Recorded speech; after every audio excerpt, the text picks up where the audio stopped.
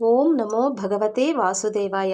మనం మహాభారతం అనగానే ఎక్కువ మనకి గుర్తొచ్చేది పాండవులు, కృష్ణుడు, బలరాముడు, కౌరవులు, శకుని, భీష్మాచార్యులు వారు, ధృతరాష్ట్రుడు మొదలైన వారు, అలాగే కర్ణుడు కూడా. అయితే కర్ణుడు కృష్ణుడు మధ్య ఒకసారి చాలా సంవాదం జరిగిందంట. అదేంటో ఇప్పుడు చూద్దాం. మహాభారతంలోని ప్రముఖులైన ఇద్దరు మహోన్నతులు కృష్ణుడు, కర్ణుడు మధ్యన ఒకసారి మంచి చర్చ జరిగింది. కర్ణుడు కృష్ణుణ్ణి అడిగాడంట, నేను పుట్టగానే నన్ను నా తల్లి వదిలేసింది. అశాస్త్రీయమైన జన్మను పొందడం అనేది నా తప్ప కాదు కదా. ద్రోణాచార్యులు నాకు విద్య నేర్పేటందుకు నిరాకరించారు. ఎందుకంటే నేను క్షత్రియుణ్ణి కాను అన్న కారణంతో. పరశురాముడు నాకు విద్యనైతే నేర్పారు, కానీ నేను క్షత్రియుడిగా గుర్తింపబడే వరకు ఆ విద్యనంతా మరిచిపోయేలా నాకు శాపం పెట్టారు.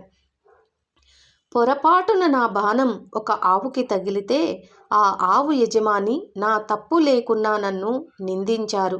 ద్రౌపది స్వయంవరంలో కూడా నాకు పరాభవమే జరిగింది. ఈనాడు కుంతీమాత వచ్చి నేను తన పుత్రుడిని అని నాకు నిజం చెప్పడం వెనుకున్న కారణం కేవలం ఆవిడ తన వేరే పుత్రులను కాపాడుకోవటం కోసమే కదా. నేనంటూ ఏదన్నా పొందాను అంటే అది దుర్యోధన్ని దయాధర్మం వలనే. అలాంటప్పుడు నేను దుర్యోధనుని పక్షాన ఉండటం తప్పెలా అవుతుంది అని చెప్పాడు కర్ణుడు. దానికి కృష్ణుడు సమాధానంగా కర్ణునికి ఇలా చెప్తున్నాడు. నేను పుట్టడమే కారాగారంలో పుట్టాను. నేను పుట్టడం కంటే ముందే నా చావు నా కోసం కాచుకొని కూర్చుంది. నేను పుట్టిన రాత్రే నా కన్న తల్లిదండ్రి నుండి వేరు చేయబడ్డాను. చిన్నతనంలో నువ్వు కత్తులు, రథాలు, బాణాలు, గుర్రాలు ఇలాంటి శబ్దాల మధ్య పెరిగావు. నేను గోశాలలో పేడ వాసనల మధ్యన ఉన్నాను. నా చిన్నతనంలో నన్ను చంపేందుకు నాపైన ఎన్నో దాడులు జరిగాయి. అప్పటికి నాకు నడిచే వయసు కూడా రాలేదు, కానీ ఎన్నో దాడులు ఎదుర్కొన్నాను. నా చుట్టూ ఉన్నవారు వారి సమస్యలకు నేనే కారణమని నన్ను నిందించేవారు కూడా. నాకు సైన్యమూ లేదు, విద్య కూడా లేదు. మీరందరూ మీ విద్యాభ్యాసం పూర్తి చేసుకొని మీ ప్రతిభలకు మీ గురువుల నుంచి అభినందనలను పొందే వయసుకి నేను విద్య నేర్చుకునేందుకు కూడా నోచుకోలేదు. సాందీపుని ఋషి వద్ద నా 16వ ఏట నా చదువు ప్రారంభమయ్యింది. జరాసంధుని బారి నుంచి కాపాడుకోవటానికి నా గోకులాన్నంతా నేను యమున ఒడ్డు నుంచి దూరంగా తీసుకెళ్లాల్సి వచ్చింది. అప్పుడు పిరికివాడుగా పారిపోయానన్న చెడ్డ పేరు కూడా నాకొచ్చింది. సరే, ఇంతకీ దుర్యోధనుడు ఈ యుద్ధం గెలిచాడే అనుకో, నీకు మంచి పేరు వస్తుంది. అదే ధర్మరాజు గెలిస్తే నాకేమీ రాదు.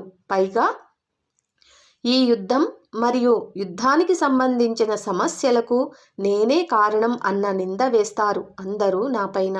ఒకటి గుర్తుంచుకో కర్ణ, జీవితంలో సమస్యలు, సవాళ్ళు అందరికీ ఉంటాయి. జీవితం ఏ ఒక్కరికి పూలబాట కాదు. అన్ని వేళలా అంతా సవ్యంగానే ఉండదు. దుర్యోధనుడు అవని, యుధిష్ఠరుడు అవని అందరూ జీవితపు దెబ్బలు రుచి చూసిన వారే. ఏది సరి అయినదో, ఏది ధర్మమో నీ మనసుకి, నీ బుద్ధికి తెలుసు. మనకు ఎంత అన్యాయం జరిగినా, మనకు ఎన్ని పరాభవాలు జరిగినా, మనకు రావలసినది మనకు అందకపోయినా, మనం ఆయా సమయాల్లో ఎలా ప్రవర్తిస్తామో అదే మన వ్యక్తిత్వం. అదే చాలా ముఖ్యమైనది కూడా. జీవితం ఆటుపోట్లు భరించామనో, మనకు చెడు అనుభవాలు ఎదురయ్యాయనో అనే కారణాలు మనకు అధర్మ మార్గంలో ప్రయాణించేందుకు అనుమతిగా అనుకోకూడదు. మనం బాధపడ్డామని జీవితాన్ని చెడు మార్గంలోకి నడిపించకూడదు. ఏ పరిస్థితుల్లో అయినా ధర్మాన్ని వదులుకోకూడదు అని కర్ణునికి శ్రీకృష్ణుడు బోధించాడు. ఓం శ్రీకృష్ణం వందే జగద్గురం.